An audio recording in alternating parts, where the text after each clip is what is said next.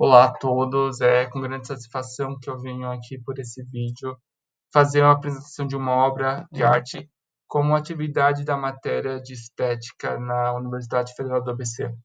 Hoje eu trago para você uma obra de Marcel Duchamp, que foi um grande artista modernista do movimento dadaísmo, e a gente pode olhar essa obra e pensar o que que é isso.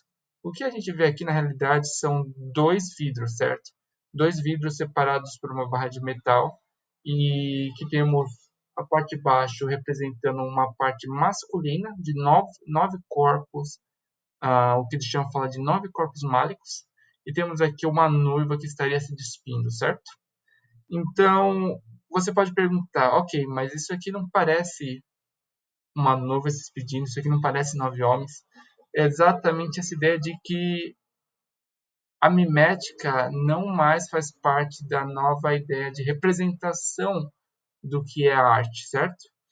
Então, vou falar um pouco do precedente dessa obra. Essa obra foi realizada em um intervalo de 8 anos e, e após esses 8 anos fazendo essa obra, ele declarou que a obra estava inacabada. Ele encontrou a obra ele encontrou a obra quebrada uma vez, quando ele estava desempacotando para a expor novamente. E quando ele viu a sua obra toda quebrada e vidros quebrados da algo que ele construiu, ele falou: Olha, isso aqui tem um valor. E finalmente ele declarou a obra como concluída. Ele remonta os vidros quebrados e décadas depois a obra foi instalada no Museu de Arte da Filadélfia. E uma coisa interessante é que, ao compor a obra, o Duchamp está rejeitando ativamente o conceito tradicional de tinta sobre uma tela. Ele usou materiais não convencionais, como aqui apresentado. Ele usou óleo, verniz, folha de chumbo, fio de chumbo, pó. Então você vê que não houve essa característica de que o mercado da arte tanto aceia de falar, olha, eu tenho uma pintura. Então é algo como se fosse uma construção que fugia do tradicional daquela época. Ah, então, o que temos aqui? Temos o vidro, certo? Então, a ideia da transparência do vidro, porque você olha por essa obra no museu e você consegue ver do outro lado o que tá, a pessoa que está atrás da obra, a pessoa que está de frente, você consegue ver a outra pessoa. Então, a transparência do vidro se torna uma alegoria para o que era representado como artes do regime antigo, porque os renascentistas do século 17 e 18 viam uma pintura como o ato de olhar para uma janela, pelo foco na representação mimética que as artes tinham. Porém, a obra que a gente está analisando aqui, ele tem um caráter completamente abstrato. Então, a sua obra não representa uma abstração apenas das formas, mas também uma abstração de ideias, porque apesar de a gente ver que tem formas abstratas, a gente não, ela condiz a coisas já existentes. A gente tem um moedor de chocolate, a gente tem algumas engrenagens, alguns maquinários aqui que a gente reconhece ao olho nu, mas você não entende muito bem o porquê eles estão juntos, certo? Então, essa mistura de ferramentas que a gente tem no nosso mundo real com figuras abstratas dá esse sentimento ah, de uma abstração de ideia. O que essas coisas estão fazendo juntas aqui? Não apenas os materiais não eram tradicionais, não apenas os materiais utilizados não eram tradicionais, como o método de construção da ópera também não era. E a ideia da obra é que ela possui uma ideia de improbabilidade, de incerteza, de absurdo, de desconforto. E, e ela é um confronto à ideia de intencionalidade. Então, o que a gente se repara nessa obra é a ideia de imprevisível. Então, o fato do vidro ter quebrado e por um acidente, por um acaso, só ressalta ainda mais essa ideia de imprevisível.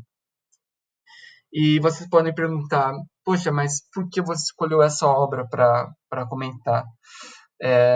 Eu acho que o motivo da minha escolha vem muito do como Marcel Duchamp foi apresentado nas aulas e pelo sentimento que eu tive de apreço que estava relacionado ao movimento dadaísta como um todo. E eu queria entender um pouco sobre a revolução que, que isso causou no começo do século XX, na questão da indignação dos artistas com tudo que estava acontecendo na Europa naquele momento.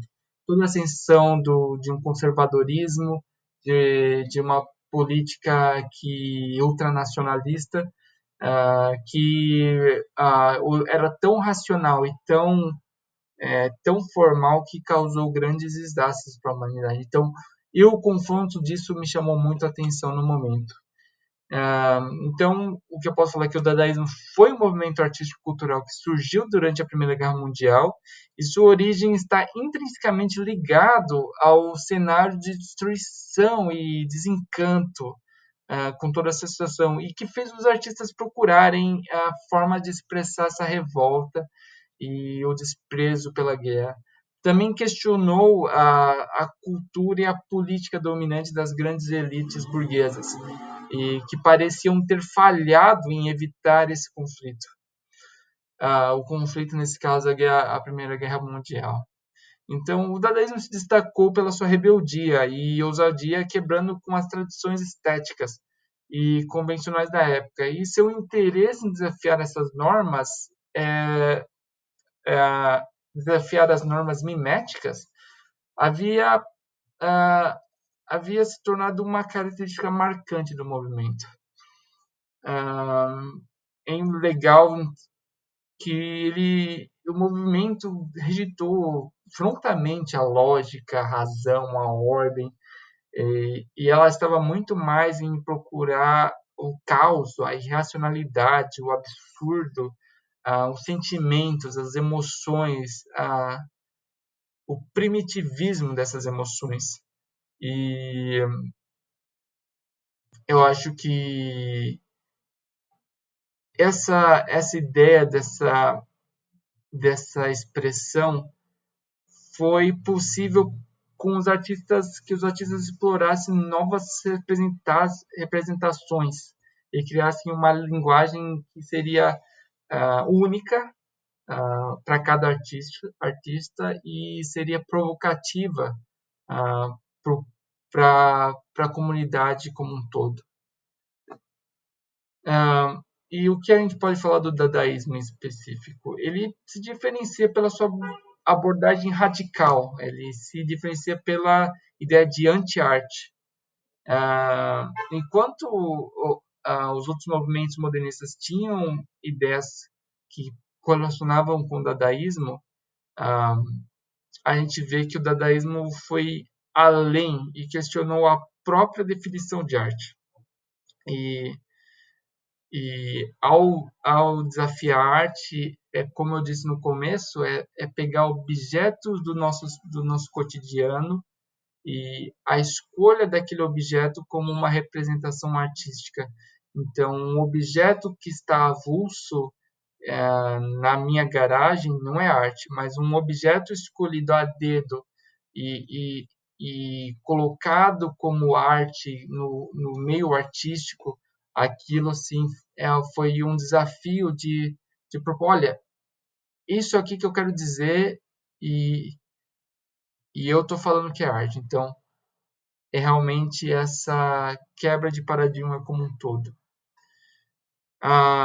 O grande vidro que a gente está vendo aqui é uma obra emblemática que exemplifica essas características de imprevisibilidade, de caos, de abstração, e ele desafia o espectador, ele desafia quem está vendo a obra a questionar. ele desafia a entender, ele desafia a reinterpretar o significado da obra.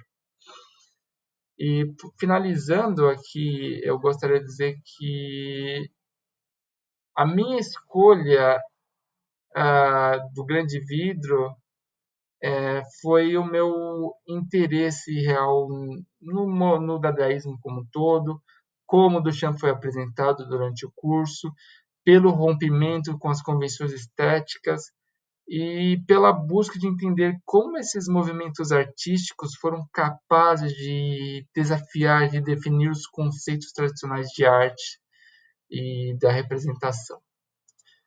É isso, espero não ter me alongado e obrigado por assistir. Até mais. Tchau, tchau.